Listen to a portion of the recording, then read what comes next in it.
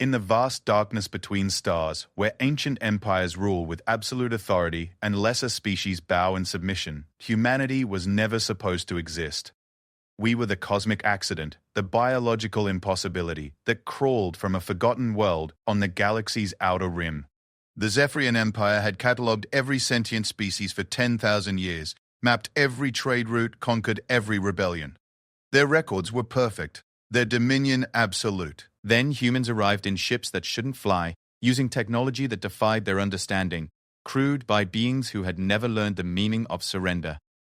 What started as a routine first contact protocol became the Empire's worst nightmare, because while other species fought for territory, resources, or revenge, humans fought for something far more dangerous: the simple, terrifying belief that no one has the right to rule over another. This is the story of how a species that had barely reached the stars brought an ancient galactic empire to its knees, not through superior firepower or advanced technology, but through something the galaxy had forgotten existed: the unbreakable human spirit and the revolutionary idea that freedom is worth any price. The bridge of the Zephyrian dreadnought Eternal Dominion hummed with the quiet efficiency of a war machine that had never known defeat. Admiral Kekstar stood before the central holographic display, his forearms crossed in contemplation, as he studied the anomalous readings his sensors had detected at the edge of the Kepler Nebula. In his 3 centuries of service to the Empire, he had overseen the subjugation of 47 species and the annexation of 12 star systems. This should have been routine. The unknown vessels appeared on the scanner as crude, blocky shapes that violated every principle of efficient starship design. Their hulls were thick, ungainly things made of refined metals rather than the elegant bioorganic composites that civilized species had used for millennia. Most puzzling of all, they moved through space using primitive chemical rockets and fusion drives, technology so outdated that Kekstar had to access historical archives to understand how they functioned. Communications Officer Dalvain. Kekstar's voice carried the authority of absolute power across the bridge. Transmit the standard compliance protocol. These primitives will surrender their vessels for inspection and submit to Imperial processing. Dalvin's tentacles danced across his control interface, sending out the message that had preceded the peaceful integration of countless species into the Empire. The transmission was broadcast on all known frequencies, accompanied by mathematical proofs of Zephyrian technological superiority and detailed instructions for submission. It was a formula that had never failed. Minutes passed, then an hour. The alien vessels continued their steady approach, showing no signs of the expected compliance. "Admiral?"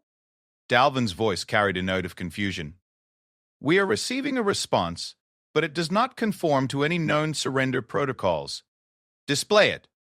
The main screen flickered to life, revealing a creature unlike anything in the Empire's extensive xenobiological databases. It stood upright on 2 legs, its body covered in artificial materials rather than natural carapace or hide. Its face was dominated by 2 forward-facing eyes that seemed to burn with an intensity that made even Kekstar's battle-hardened officers shift uncomfortably. "This is Captain Sarah Chen of the UES Defiance, representing the United Earth Systems."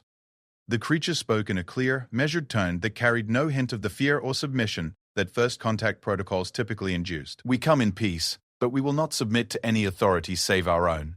We propose dialogue between equals." Equals. The word hung in the air like a profanity. Kekstar felt his primary heart skip a beat.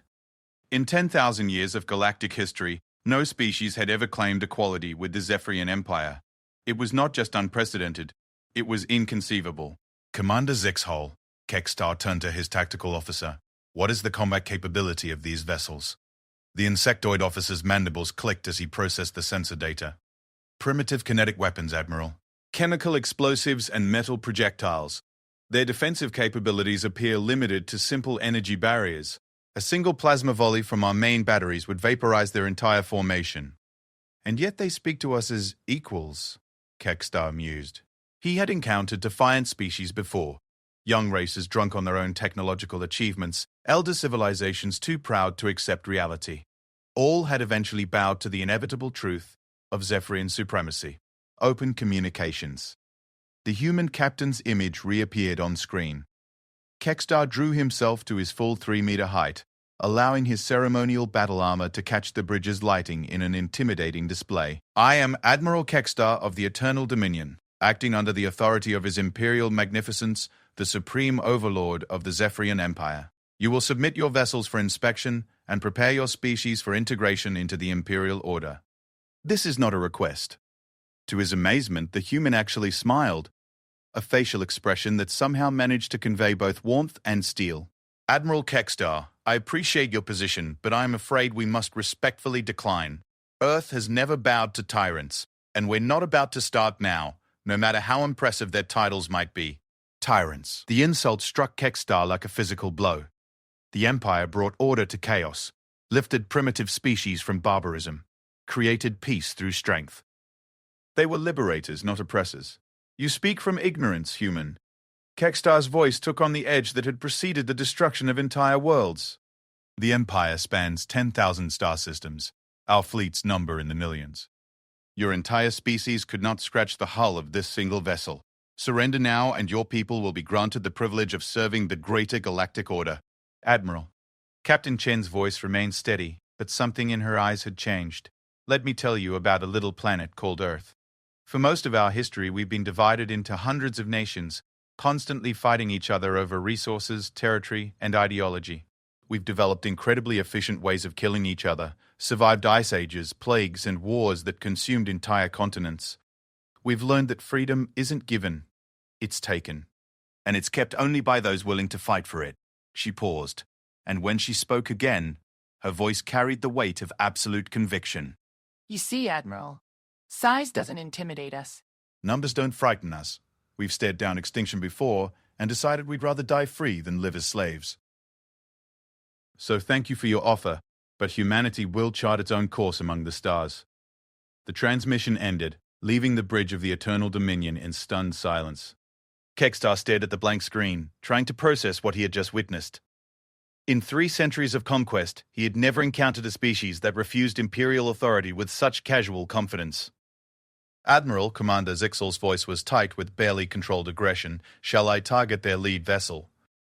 A demonstration of our capabilities might encourage more reasonable negotiations. Kextar considered the option.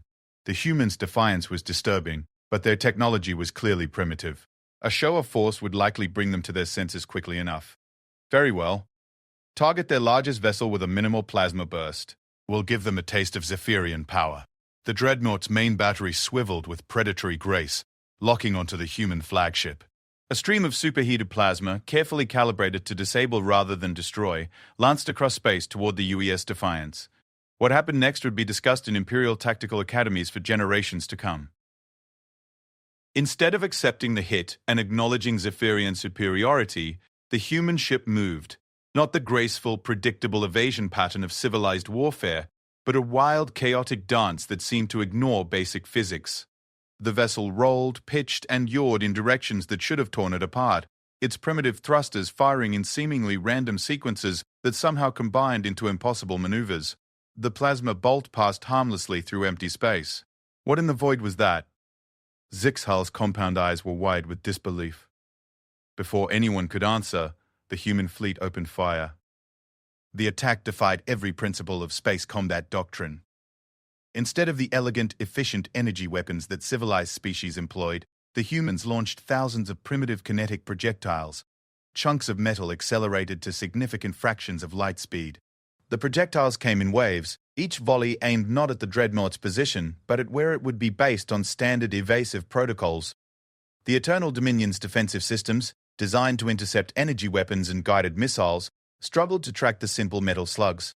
Most were stopped by the ship's energy barriers, but the sheer volume of fire began to overwhelm the defensive grid.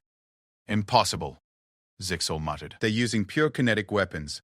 How are they achieving such accuracy with unguided projectiles? His answer came as one of the human ships performed a maneuver that no sane pilot would attempt, spinning end over end while maintaining forward velocity, using its rotation to spray gunfire in a cone that filled an entire vector of space. It was crude, wasteful, and absolutely terrifying in its implications. They're not trying to hit us with individual shots, Kextar realized with growing horror. They're treating space like an atmosphere, filling volumes with projectiles. It's like they're conducting aerial combat in 3 dimensions. The battle continued for 6 hours, and with each passing minute, Kextar's confusion grew. The humans fought like no species he had ever encountered. They took risks that bordered on suicidal, pulled maneuvers that should have been impossible, and somehow made their primitive weapons effective against technology centuries more advanced. When the UES Defiance took a direct hit that should have crippled it, the ship simply vented atmosphere and debris while continuing to fight. When the destroyer UES Indomitable lost primary power, it used maneuvering thrusters and momentum to ram a Zephyrian cruiser, both ships disappearing in a ball of fire and twisted metal. Admiral, Dalvin's voice was strained. We're receiving another transmission from the humans. Captain Chen's face reappeared on screen. Her uniform was torn, and there was blood on her forehead, but her eyes still burned with that unsettling intensity. Admiral Kekstar, this has been educational, but we need to be moving along. Consider this a formal notice that human space is off-limits to your empire. We don't want trouble, but we're prepared for it if you insist on bringing it. You cannot be serious, Kekstar sputtered. Your ships are crippled, your formation broken. We have barely begun to demonstrate imperial power. Admiral, let me explain something about humans that your databases probably don't mention. Chen's smile was sharp as a blade. We don't know how to quit. Back home, we have a saying. It's not the size of the dog in the fight, it's the size of the fight in the dog. You've got bigger ships, more advanced weapons, and overwhelming numbers. But we've got something you don't understand. We've got nothing to lose and everything to fight for. She gestured to someone off screen, and the tactical display updated to show human ships moving toward the edge of the system. We're withdrawing for now, Admiral, but not because we're beaten. We're leaving because we've learned what we needed to know about your capabilities. The next time we meet, we'll be ready for you. As the human fleet disappeared into the darkness between stars, Kekstar stood alone on his bridge, staring at the tactical display that showed the debris of 3 Zephyrian vessels. Ships that had been destroyed by primitive technology, wielded by a species that refused to acknowledge imperial authority. For the first time in his long career, Admiral Kekstar felt something he had never experienced before: uncertainty. The Empire had encountered defiant species, conquered proud civilizations, and crushed desperate rebels. But they had never faced anything like humanity, a species that seemed to thrive on impossible odds and grow stronger under pressure. As he drafted his report to Imperial Command, Kekstar found himself wondering if the Empire's 10,000-year reign of unquestioned supremacy might finally have met its match. The humans had lost the battle, but somehow, watching their ships disappear into the void, he couldn't shake the feeling that the war had only just begun. 3 months after the first contact incident, the Zephyrian Empire's vast intelligence network buzzed with disturbing reports. On 17 different worlds across the Outer Rim territories, something unprecedented was happening. Species that had been peacefully integrated into the Empire for generations were beginning to whisper about freedom, to question the natural order that had kept the galaxy stable for 10 millennia. Supreme Intelligence Coordinator Vashti studied the reports flowing across her desk in the heart of the Imperial Intelligence Complex on Zephyr Prime. Her elongated cranium, enlarged through generations of genetic enhancement to accommodate her expanded neural capacity, throbbed with the effort of processing the impossible pattern emerging from the data. The pattern centered around humans. Since their escape from the Kepler Nebula, the mysterious bipedal species had seemingly vanished from known space. No further ships had been detected, no settlements discovered, no communications intercepted. It was as if they had simply faded back into the cosmic void from which they had emerged. But the effects of their brief appearance continued to ripple outward like waves from a stone dropped into still water. Coordinator Vashti, her aide, a young Zephyrian officer named Tokran, approached her desk with obvious nervousness. We've received a priority Alpha intelligence briefing from the Andorian sector. Governor Helmdar requests immediate consultation. Vashti activated the secure communication channel, and the image of Governor Helmdar materialized in her office. The Zephyrian official's normally pristine appearance was disheveled, his ceremonial robes wrinkled, and his bearing showing signs of stress. Coordinator, Helmdar's voice carried an edge of desperation. We have a situation that defies explanation. The Kalarian mining colonies have stopped responding to production quotas. When we sent enforcement squads to investigate, we found the facilities abandoned but undamaged. No signs of struggle, no bodies, nothing stolen. The workers simply disappeared. Vashti's neural implants processed the information at superhuman speed. The Kalarians were a docile species, genetically modified over generations to excel at detailed work and to find satisfaction in repetitive tasks. They had been perfectly content with their role in the Imperial Order for over 3 centuries. Have you detected any signs of off-world transport? Unmarked vessels in the system? Nothing on our sensors, Coordinator. But Helmdar hesitated. There have been reports from other systems. Similar disappearances among subject species. Always the same pattern. No violence, no theft, just empty facilities and missing populations. Vashti felt a chill run through her enhanced nervous system. How many systems? 17 confirmed. Coordinator. All along the Outer Rim territories. The same number as the systems reporting unusual communications traffic. Vashti's mind raced through the possibilities, but only one explanation fit the pattern. Governor, I want you to review all communications traffic in your sector for the past month. Look specifically for any mentions of freedom, choice, or dignity. I suspect you'll find more than you expect. As the connection terminated, Vashti turned to her master intelligence console and began tracing the source of what could only be described as the first galactic revolution in 10,000 years. Meanwhile, in a hidden asteroid base in the Veil Nebula, Captain Sarah Chen stood before a gathering that would have sent shockwaves through the Imperial Intelligence Network if they could have witnessed it. Representatives from dozens of species filled the converted cargo bay, Calarians with their sensitive manipulator appendages, Thraxian warriors whose own conquered worlds still burned in their collective memory, Sivani academics whose homeworld's great libraries had been converted to Imperial propaganda centers. Friends. Chen's voice carried easily through the assembled crowd. 3 months ago, my people made first contact with the Zephyrian Empire. We were told that resistance was futile, that submission was inevitable, that the Empire's dominion was absolute and eternal. A Thraxian warrior, his scarred hide bearing the marks of Imperial punishment devices, raised one massive fist. And what did humanity answer, Captain Chen? We told them to go to hell, Chen replied, earning a rumble of approval from the diverse crowd. But more importantly, we proved something that the Empire doesn't want you to know. They can be defeated. Their ships can be damaged. Their admirals can be confused, and their assumptions about inevitable victory can be shattered. Dr. Yuki Tanaka, formerly of the Tokyo Institute of Technology and now the Rebellion's chief scientist, stepped forward with a holographic display showing tactical readouts from the Kepler Nebula engagement. The key to our success wasn't superior technology, she explained to the fascinated audience. It was unpredictability. The Empire has spent 10,000 years perfecting strategies to defeat civilized opponents. They know how rational actors behave in space combat, how advanced societies structure their military hierarchies, how intelligent species respond to overwhelming force. A Savani scholar, her blue-scaled head tilted in curiosity, spoke up. But humans are not rational actors? Oh, we're rational. Chen grinned. We're just rational about different things. Every other species in this galaxy seems to have accepted that there are natural hierarchies, that some beings are born to rule, while others are born to serve. Humans never developed that concept. On Earth, we've spent thousands of years fighting the idea that any individual or group has a divine right to rule over others. She activated a holographic display showing Earth's history. Images of revolutions, civil rights movements, and wars of independence. The American Revolution, the French Revolution, the dismantling of colonial empires, the Civil Rights Movement. We've been practicing rebellion for our entire recorded history. Fighting impossible odds isn't something we do despite our nature. It's something we do because of our nature.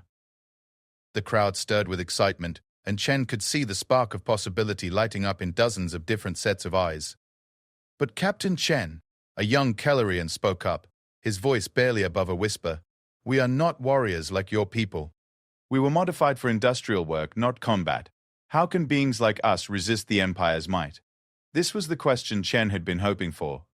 She gestured to Commander Marcus Torres, a former Special Forces operator who had become the rebellion's training coordinator. Commander Torres, would you explain your assessment of Calarian capabilities? Torres stepped forward, his weathered face serious but not unkind. When I first met the Calarian refugees, I thought the same thing. How could beings bred for factory work become effective resistance fighters? Then I watched them work. He activated another holographic display, this one showing a Calarian disassembling a captured Zephyrian weapon system with incredible precision. Your people have been genetically enhanced for detailed work, pattern recognition, and manual dexterity. Do you know what humans call those skills when applied to military operations? Demolitions, intelligence gathering, and sabotage. You might not be frontline fighters, but you're potentially the most effective covert operators in the galaxy. The Calarian's large eyes widened with surprise, and murmurs of amazement rippled through his people. Every species in this room has capabilities that the Empire has either ignored or exploited, Chen continued. The Thraxians are natural warriors. The Empire uses them as shock troops, but never allows them to develop their own tactics. The Savani are brilliant researchers. The Empire forces them to work on approved projects but never lets them pursue independent innovation. The Villani have natural empathic abilities. The Empire uses them for interrogation, but never lets them build their own communication networks. She paused, looking around the room at the growing excitement on dozens of different faces. But here's what the Empire doesn't understand about humans. We're not just fighters. We're teachers. We've spent our entire history figuring out how to help each other become stronger, smarter, and more capable. We call it democracy, education, and mutual aid. The Empire calls it dangerous sedition. Dr. Tanaka stepped forward again, this time holding a small device that looked like nothing more than a standard communication unit. This is a quantum-encrypted communicator based on human networking principles, she announced. It creates a mesh network that's completely undetectable by Imperial monitoring systems because it doesn't rely on centralized infrastructure.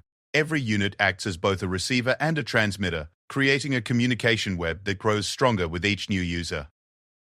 The implications hit the assembled representatives immediately. For the first time in galactic history, subject species would be able to communicate across Imperial boundaries without the Empire's knowledge. "We're not just offering you weapons," Chen said, her voice carrying the weight of absolute conviction. "We're offering you something more powerful, the ability to coordinate, to share knowledge, to act as a unified force instead of isolated populations." A Savani elder raised her hand, her voice carrying the accumulated wisdom of her species. "Captain Chen, what you propose is admirable, but the Empire has resources beyond imagination. Even if every subject species joined your rebellion, we would still be vastly outnumbered and outgunned." "You're absolutely right," Chen acknowledged. "In a straight fight, the Empire would crush us." "But we're not planning a straight fight. We're planning something the Empire has never faced before. A coordinated campaign of non-compliance." She activated a galaxy-wide holographic map highlighting the Empire's vast network of colonies, trade routes, and administrative centers. The Empire depends on the willing cooperation of billions of beings across 10,000 star systems. They maintain order through the assumption that resistance is futile and rebellion is impossible. But what happens when that assumption is proven wrong simultaneously across hundreds of worlds? Commander Torres picked up the explanation. "We call it asymmetric warfare. Small, coordinated actions that disrupt the enemy's ability to function, rather than trying to destroy them through direct force. A transport convoy mysteriously delayed. A communication array that suffers technical difficulties. Production quotas that somehow can't quite be met. Individually, these incidents are minor annoyances," Chen continued. "But coordinate them across the entire galactic rim, and suddenly the Empire faces a crisis they're not equipped to handle. They can crush a rebellion on one world, or even 10 worlds, but they can't crush a rebellion that's everywhere and nowhere at the same time." The room fell silent as the implications sank in. For 10,000 years, the Empire had maintained control through overwhelming force and the assumption of inevitable victory. But humans were proposing something unprecedented. Victory through persistence rather than power. "There's one more thing," Chen added, her voice dropping to a conspiratorial whisper. "The Empire's greatest weakness isn't their technology or their numbers. It's their assumption that they're dealing with primitive, isolated species who don't understand the greater galactic order." She smiled. And for a moment, every being in the room could see the predatory intelligence that had allowed humans to survive and thrive in one of the galaxy's most hostile environments. They have no idea that we've been studying them since our first contact. We know their fleet movements, their communication protocols, their administrative procedures. We know which species are growing restless, which governors are overconfident, and which systems are most vulnerable to coordinated disruption. Dr. Tanaka activated one final display. A real-time intelligence summary that would have been worth the GDP of several star systems to Imperial intelligence. "Ladies and gentlemen," Chen announced, "welcome to the Underground Railroad, Galactic Edition. We're going to teach the Empire the same lesson that kings and emperors throughout human history have eventually learned, that the consent of the governed isn't just a nice idea. It's the only thing that keeps civilizations from collapsing under their own weight."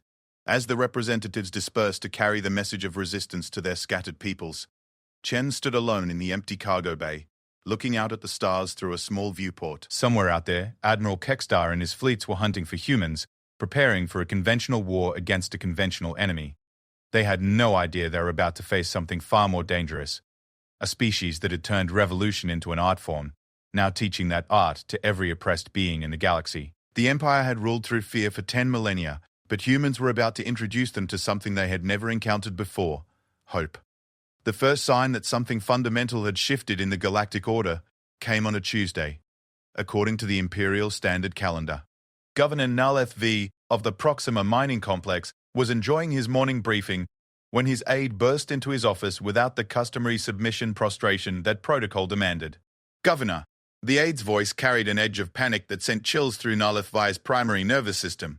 "The miners aren't responding to shift notifications." "What do you mean, not responding?" Naleth Vi set down his ceremonial tea with deliberate calm. "Are the communication systems malfunctioning?" "No, sir. The systems are operational. The workers are receiving the notifications. They're just not coming to work." In 3 centuries of Imperial rule, such a thing had never happened. The Proxima complex housed 40,000 Calorian miners who had been genetically optimized for underground work and psychologically conditioned to find fulfillment in their labor. The idea of them simply choosing not to work was as impossible as gravity suddenly flowing upward. "Send security squads to the residential sectors," Nalith V ordered. "Activate disciplinary protocols." 20 minutes later, his aide returned with news that would reshape the governor's understanding of reality. "Sir, the security teams report that the residential sectors are empty. Not abandoned. Empty. Personal belongings remain undisturbed. Meals are still warm in many units, but there are no Calarians anywhere in the complex. 40,000 beings had simply vanished without a trace." 3 star systems away, Admiral Kekstar was experiencing his own crisis of comprehension. The dreadnought Eternal Dominion hung in space above the agri-world of Theros Prime, where 27 million Savani farmers had spent generations cultivating the grains that fed half the Imperial core worlds. The planet's surface was a patchwork of precisely maintained agricultural zones, each one a masterpiece of efficiency and production. Except that as of this morning, every single field was empty. "Admiral," Communications Officer Dalvin's voice carried a tremor that Kekstar had never heard before. "We're receiving reports from across the sector. Similar incidents on 43 worlds in the past 6 hours." 43 worlds? Kekstar felt his command confidence wavering. What kind of coordinated action could affect 43 worlds simultaneously? His answer came in the form of a transmission that bypassed every security protocol the Empire had developed over 10 millennia of conquest. The main screen flickered to life, showing not the familiar face of Captain Chen, but a simple image of an ancient human symbol, a stylized bird rising from flames, accompanied by text in dozens of languages. "People of the galaxy, today we choose freedom." The symbol was replaced by a montage of scenes that sent shockwaves through the Imperial Navy's command structure. Calarian miners emerging from hidden shelters on asteroid bases that shouldn't exist. Savani farmers working new fields on worlds that weren't supposed to be habitable. Thraxian warriors training with weapons that looked disturbingly familiar. "This is impossible," Dalvin whispered. "How did they move entire populations without our sensors detecting the transport vessels?" Commander Zixel's compound eyes were wide with disbelief as he processed the tactical implications. "Admiral, if these images are accurate, we're looking at the largest population movement in galactic history. Millions of beings transported across hundreds of light years with no trace of the operation." The transmission continued, and now Captain Chen's face appeared on screen. But she wasn't alone. Standing beside her was a Thraxian general whose battle scars told stories of Imperial brutality, a Savani scholar whose blue scales marked her as one of the Academy Masters that had supposedly died in the Great Purge, and a Calarian whose modified hands held what appeared to be a human-designed weapon. "Citizens of the Zephyrian Empire." Chen's voice was calm, measured, and absolutely terrifying in its confidence. "For 10,000 years, you have been told that resistance is futile, that freedom is impossible, that the natural order demands submission to those who claim divine right to rule over others." The Thraxian general stepped forward, and when he spoke, his voice carried the weight of absolute conviction. "My people were told we were born to be soldiers in someone else's army. Today we fight for our own cause." The Savani scholar's melodious voice followed. "My people were told our knowledge belonged to the Empire. Today we reclaim our right to seek truth wherever it leads." The Kellarian's words were barely audible, but they hit harder than any war cry. "My people were told we were only valuable for our labor. Today, we work for our own future." Captain Chen stepped forward again, and this time her smile carried the edge that had unsettled Admiral Kekstar during their first encounter.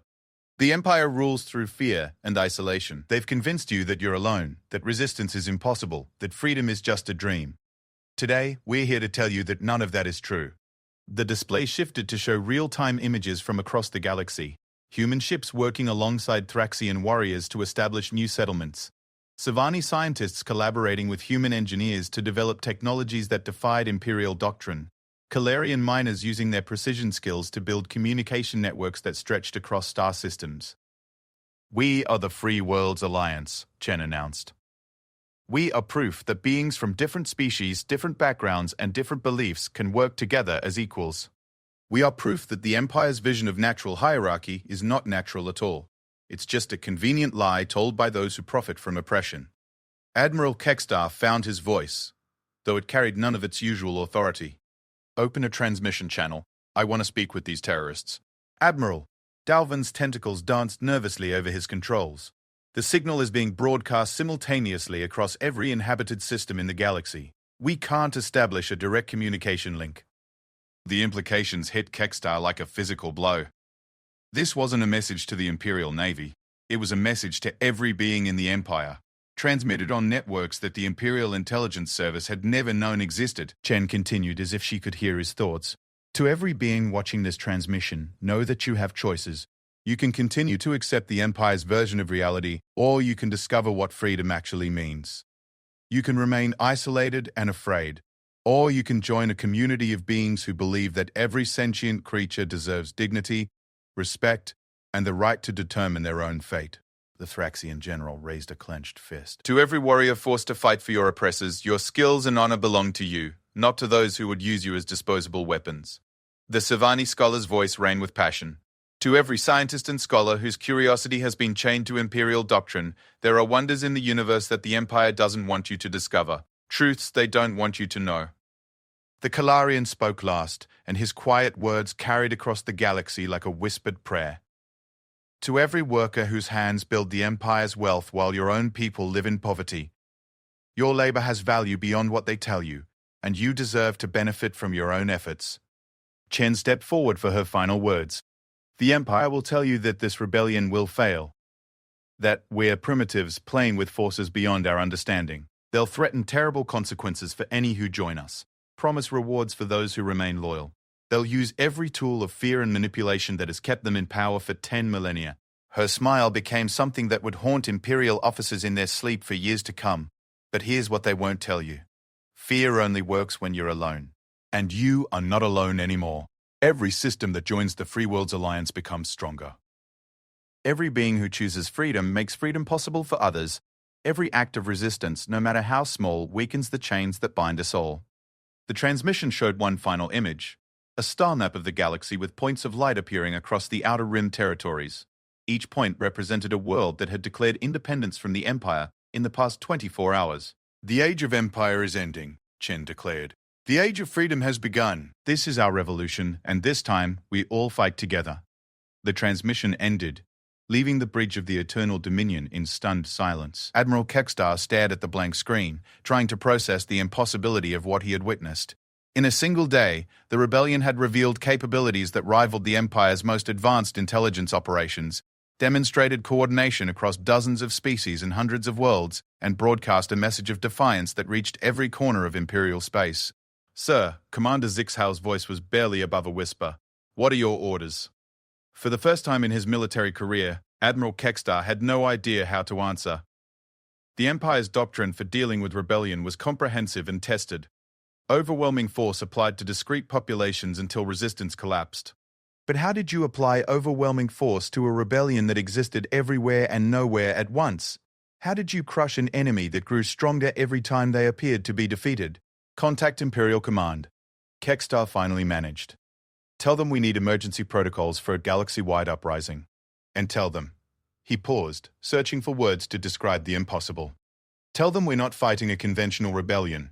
We're fighting something entirely new." As the Eternal Dominion prepared to transmit its grim assessment to Zephyr Prime, similar scenes were playing out across the Empire. Governors found their administrative centers empty. Admirals discovered that their sensor networks had been compromised for months. intelligence coordinators realized that their most trusted agents had been feeding information to the rebellion since the first human ship appeared in Imperial space.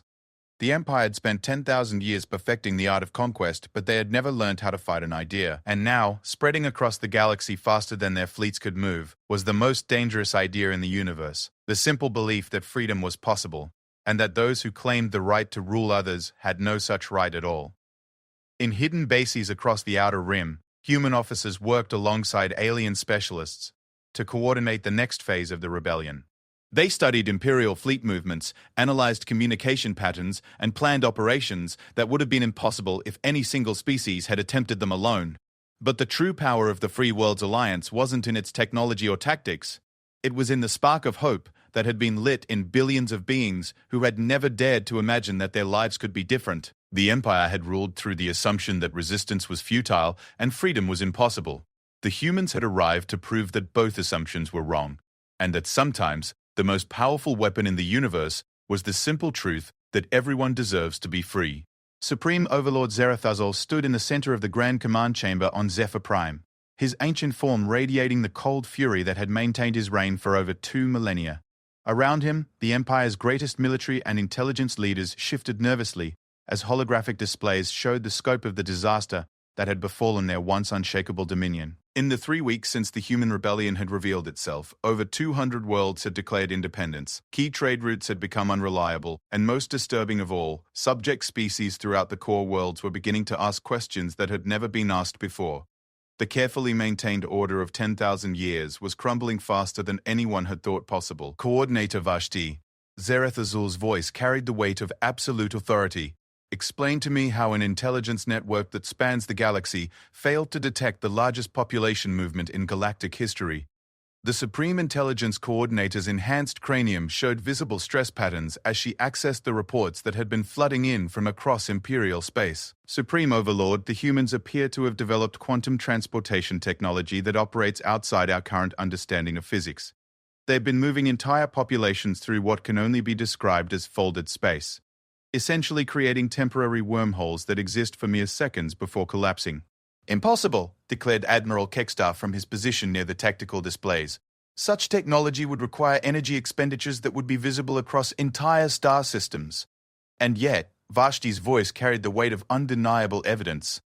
We have confirmed the disappearance of over 40 million beings from Imperial worlds, with no trace of conventional transport vessels. They have developed capabilities that our most advanced theoretical physicists considered impossible. Fleet Admiral Zarketh, the Empire's most decorated military commander, stepped forward with the confidence of a being who had never known defeat. Supreme Overlord, regardless of their transportation methods, the rebels have made a critical error. They have revealed themselves openly, abandoned the guerrilla tactics that made them difficult to track. Their new settlements are fixed targets, their alliance ships are detectable, and their leadership is no longer hidden. We can crush this rebellion with conventional force. Zarathustra's ancient eye studied the galaxy-wide tactical display. Present your assessment, Admiral. Zarketh activated a holographic simulation showing Imperial fleet movements. We deploy the 9th, 12th, and 17th battle fleets simultaneously against their primary colonies. Overwhelming force applied to multiple targets will shatter their coordination and demonstrate the futility of resistance. We estimate complete suppression within 6 months. Objection, Admiral, Coordinator Vashti interjected, her neural implants processing data at superhuman speed. Intelligence indicates that the rebellion's strength doesn't lie in fixed positions or conventional military assets. They've created a distributed network that grows stronger under pressure. Direct attack may actually accelerate their expansion. Coordinator. Zarketh's voice carried barely contained contempt. You speak of military matters beyond your expertise. These rebels have populations to protect now, infrastructure to defend. They can no longer hide among the shadows. They must stand and fight. Zarathustra raised one clawed hand for silence. Admiral, proceed with your campaign. But Coordinator Vashti raises valid concerns. We will also implement Protocol Omega, total information suppression across all Imperial worlds. No communications with rebel territories, no access to external networks, complete isolation of our remaining populations from rebel propaganda. The Supreme Overlord's decision sent ripples of shock through the assembled leadership.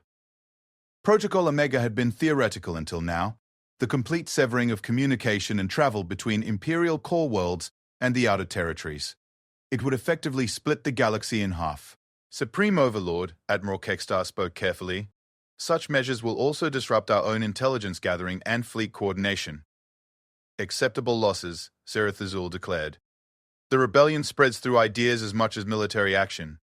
We will starve them of new converts while our fleets destroy their physical capabilities. 6 days later, the 9th Battle Fleet under Admiral Zarketh's personal command arrived at the edge of the Kepler Nebula, where intelligence reports indicated a major rebel shipyard. What they found defied every principle of military engineering and common sense. The shipyard wasn't a traditional orbital facility, but a massive cooperation between dozens of species, each contributing their unique capabilities to a construction effort that spanned multiple asteroid fields. Calarian workers used their precision skills to assemble components that Shivani engineers had designed using principles that Imperial science couldn't recognize. Traxian warriors provided security alongside human soldiers whose equipment somehow performed far beyond its primitive appearance. But most disturbing of all were the ships themselves. Admiral, Commander Feltag's voice carried a note of professional bewilderment. The rebel vessels don't conform to any known design principles.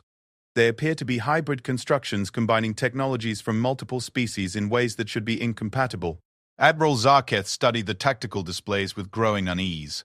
The rebel fleet that rose to meet his battle group included vessels that seemed to blend organic Sivani biotechnology with Thraxian armor systems and human weapons that operated on completely unknown principles.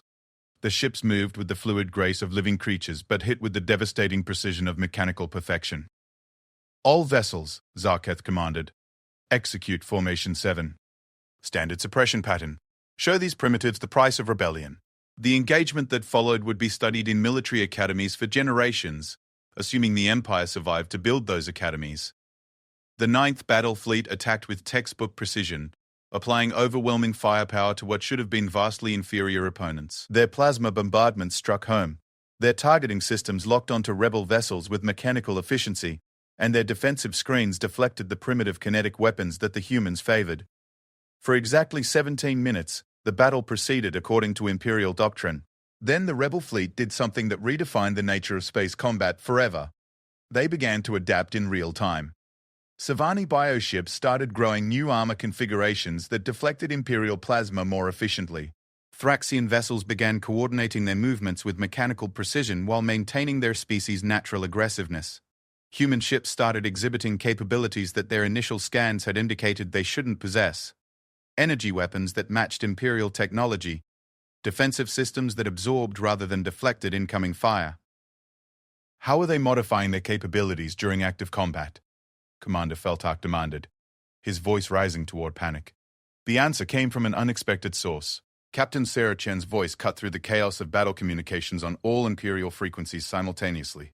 Admiral Zarketh, you're fighting the last war. Your doctrine assumes that your opponents are using fixed technology, predetermined tactics, and isolated command structures. But we're not a normal military force. We're a community of species learning from each other in real time. The tactical display updated to show something impossible. Rebel ships sharing information instantaneously across the entire fleet, with modifications and improvements being implemented faster than Imperial systems could track. Every shot you fire teaches us something new about your weapons, Chen continued. Every maneuver you execute shows us weaknesses in your formations. Every tactical decision your commanders make gets analyzed by the combined intelligence of dozens of species working together. Admiral Zarketh felt the first cold touch of fear as he realized the implications. Impossible. No fleet can coordinate at that level without massive communication delays and command bottlenecks. Admiral, let me introduce you to something humans call crowdsourced problem solving.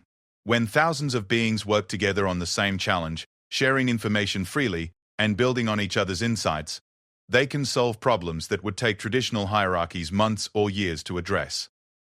The rebel fleet demonstrated the truth of her words by executing a maneuver that no single species could have conceived. Sivani bioships used their organic flexibility to create openings in Imperial formations. Thraxian vessels exploited those openings with aggressive assault tactics, and human ships provided precision support that kept the entire operation coordinated.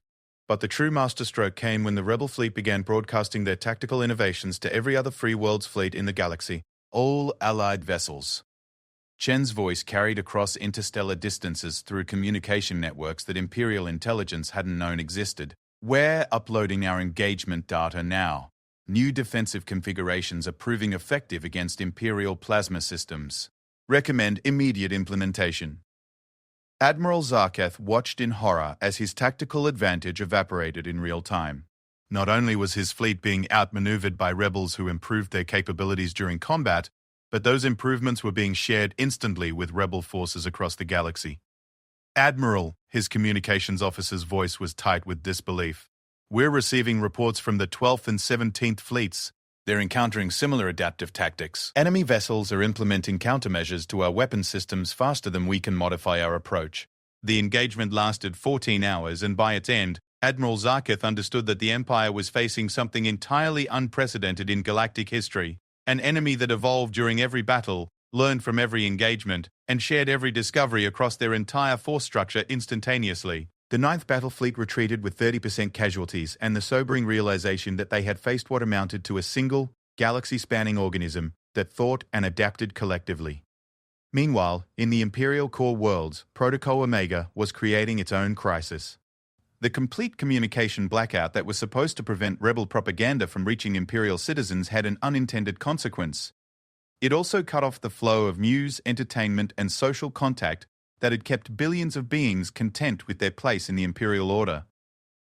On the industrial world of Manufact Prime, Zephyrian Administrator Tolvac faced crowds of workers demanding to know why they could no longer communicate with friends and family on other worlds.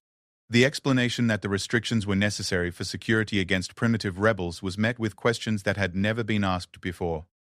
Administrator, a worker representative spoke with unprecedented boldness. If these rebels are primitive and weak, why did their ideas require such extreme measures to contain? What could they possibly say that would threaten the stability of our civilization? Similar scenes played out across the core worlds as the information blackout designed to prevent rebellion began to create the very conditions that bred rebellion. Citizens who had never questioned the Imperial Order began to wonder what their government was so afraid of, what truths were being hidden from them, and why beings described as primitive terrorists required such drastic measures to contain. In the Grand Command Chamber on Zephyr Prime, Supreme Overlord Zerathazul received reports that painted a picture of an empire under siege from within and without. His fleets were being outfought by enemies who improved faster than his forces could adapt. His intelligence networks had been compromised by communication systems he didn't understand. His own security measures were creating unrest among previously loyal populations. For the first time in 2 millennia of absolute rule, Zerathazul felt the cold touch of uncertainty. Supreme Overlord, Admiral Zarketh's voice carried the strain of recent defeat. We need to fundamentally reassess our approach. These humans have created something we've never encountered, a form of warfare that treats every engagement as a learning opportunity rather than a discrete tactical event. Recommendation, Admiral? We need to study their methods, understand their technology, and develop countermeasures that can adapt as quickly as they do. Fighting them with conventional doctrine is like trying to stop an evolution in progress.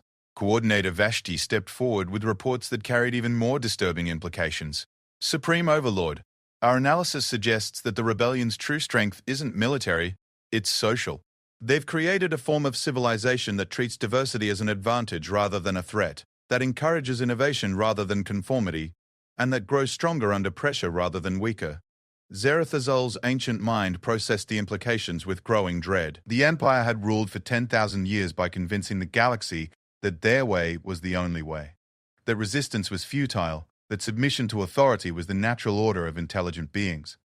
But the humans had arrived with proof that other ways were possible, and worse, that those other ways might actually be superior. As reports continued to pour in from across the galaxy, rebel fleets winning impossible victories, Imperial worlds questioning the information blackout, subject species disappearing from their assigned roles, one truth became undeniably clear. The Empire was no longer fighting a rebellion. They were fighting an idea that was proving itself superior through practical demonstration, and ideas, once proven, were far harder to defeat than any fleet or army. The war for the galaxy's future had truly begun, and for the first time in 10,000 years the outcome was far from certain. 1 year after the first human ship appeared in Imperial space, Supreme Overlord Zerathazul stood alone in his private chambers, staring out at the stars that had once represented his absolute dominion. The reports scattered across his desk painted a picture that would have been unthinkable just months earlier. The once mighty Zephyrian Empire was collapsing not through military defeat, that through the simple realization by billions of beings that they had choices. The tipping point had come 6 months ago when the Imperial core world of Industria Prime experienced what historians would later call the Great Awakening. Despite Protocol Omega's communication blackout, word had somehow reached the planet's 20 billion workers about the Free Worlds Alliance and their revolutionary concept that labor had inherent value beyond what rulers chose to grant. The workers hadn't rioted or rebelled in any conventional sense. They had simply stopped accepting the imperial definition of their worth. Production quotas that had been met religiously for centuries began falling short, not through sabotage or strikes, but through workers applying human concepts of reasonable hours and workplace safety to their daily routines. When supervisors threatened punishment for decreased productivity, the workers asked questions that had never been asked before. Why should they work themselves to exhaustion to enrich others? What gave their overseers the right to determine the value of their labor? Why accept dangerous conditions for the profit of beings who lived in luxury while workers lived in barely functional housing? The questions spread like wildfire across the planet, and then to other worlds as Protocol Omega proved impossible to maintain.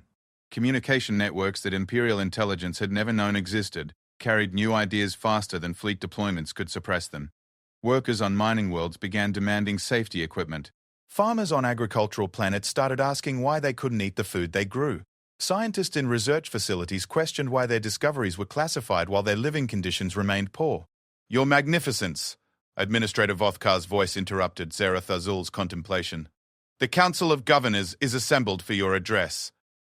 Zerath Azul nodded, understanding that this would likely be the most important communication of his reign.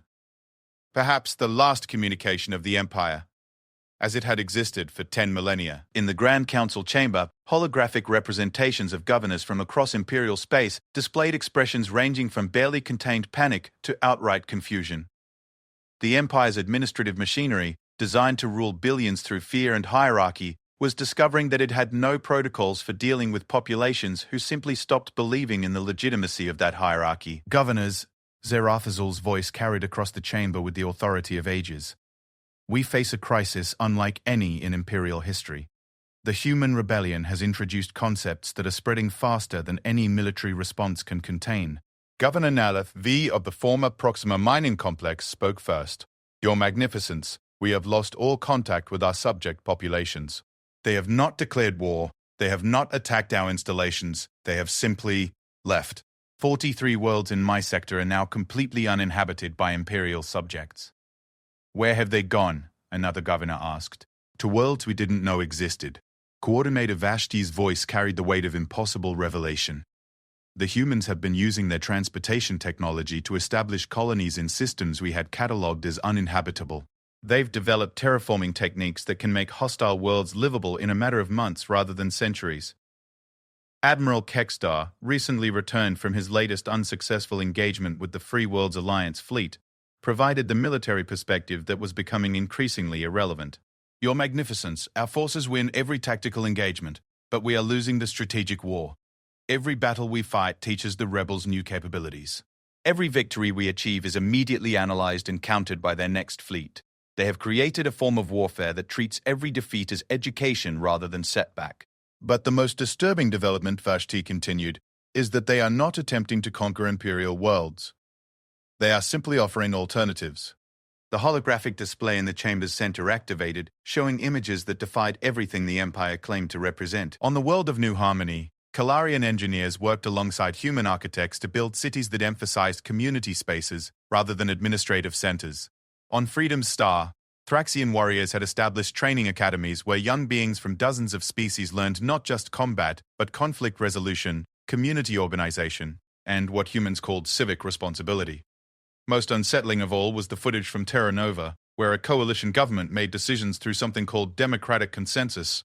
Every adult being on the planet had a voice in determining their society's direction. "This is madness," Governor Helmdar declared. "How can civilization function when every individual believes they have the right to participate in governance? The chaos would be unimaginable." And yet, Vashti's voice carried notes of wonder that would have been treasonous just a year earlier. "Their worlds show higher productivity, lower crime rates, and unprecedented levels of innovation. They have developed technologies in months that our research institutes haven't achieved in decades." Admiral Kekstar leaned forward with professional interest. "How is that possible?" Because they share information freely rather than classifying it, Vashti explained. When a Savani scientist on one world makes a discovery, that knowledge is immediately available to researchers across their entire alliance. When a human engineer solves a problem, the solution is shared with anyone who needs it. They have created a civilization that treats knowledge as a common resource rather than a tool of control. The implications hung heavy in the chamber's artificial atmosphere. The Empire had maintained control for 10,000 years, partly through restricting information, ensuring that only the ruling class had access to advanced knowledge. But the humans had proven that free exchange of information created exponential advancement rather than chaos. Your Magnificence, Governor Tolvec spoke hesitantly. There are reports that some of our own citizens are requesting permission to emigrate to Free World's territory. Denied. Zereth Azul's response was automatic. Your Magnificence, with respect, we may not have the authority to deny such requests much longer. Citizens are asking under what right we prevent them from choosing their own destiny. The question that had started the galaxy's transformation echoed through the chamber. Under what right did anyone rule over others who had not consented to that rule? The Empire's answer had always been tradition, divine mandate, and superior capability.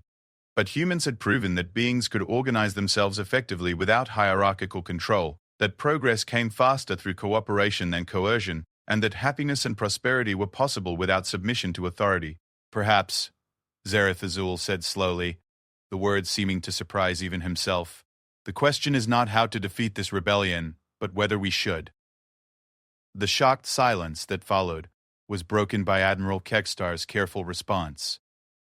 Your Magnificence, are you suggesting surrender? I am suggesting that we consider a possibility that has never existed before. Transformation rather than destruction. Zereth Azul activated a personal communication device that linked him directly to the Free World's Alliance communication network.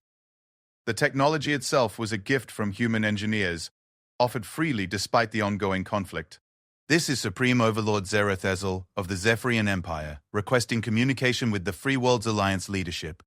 The response came almost immediately, and Captain Sarah Chen's face appeared on the chamber's main display. Behind her stood representatives of dozens of species, including several that the Empire had believed extinct.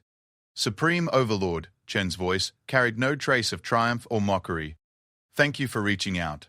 We've been hoping for this conversation. Captain Chen, your rebellion has achieved something that 10,000 years of imperial history suggested was impossible. You have created a civilization that functions without centralized authority, progresses without restricted information, and prospers without subjugation of others. With respect, Supreme Overlord, it's not really our achievement. We just helped other species rediscover capabilities they already possessed but weren't allowed to express. Zereth Azul felt the truth of those words in ways that shook the foundations of his understanding. What do you propose? We propose what we've always proposed, that every being in the galaxy has the right to choose their own path. Some worlds may prefer the stability of hierarchical government. Others may choose democratic cooperation. Some may want to remain isolated. Others to join larger alliances. The key is choice, freely made and freely changeable. Admiral Kekstar interjected with military precision. And if some choose to maintain imperial governance? Then they maintain imperial governance, Chen replied simply. Freedom means freedom to choose all options, including ones we might not personally prefer. We're not trying to conquer the Empire. We're trying to offer alternatives to beings who want them. Coordinator Vashti leaned forward with academic curiosity. Captain Chen, your alliance includes hundreds of species with different needs, different values, and different capabilities. How do you prevent conflict between such diverse groups? Chen smiled, and for the first time, that expression carried warmth rather than challenge. We learn from the best teachers in the universe, ourselves. Humans spent most of our history fighting each other before we discovered that diversity makes us stronger rather than weaker. When you combine Savani biotechnology with Thraxian engineering discipline and human adaptive thinking, you get solutions that none of us could achieve alone. But surely there must be disputes, disagreements about resource allocation and territorial boundaries, Governor Nalathvi asked. Of course there are, Chen acknowledged. The difference is that we've developed methods for resolving conflicts that don't require one party to submit completely to another. Humans call it diplomacy, mediation, and compromise.